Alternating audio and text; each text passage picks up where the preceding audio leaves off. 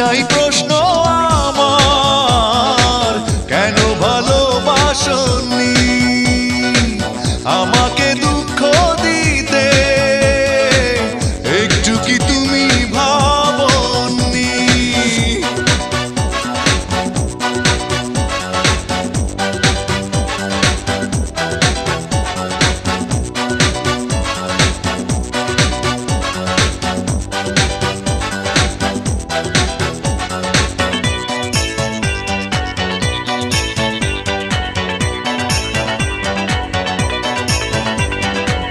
ভালোবাসা ভুলে গেছো দূরে চলে,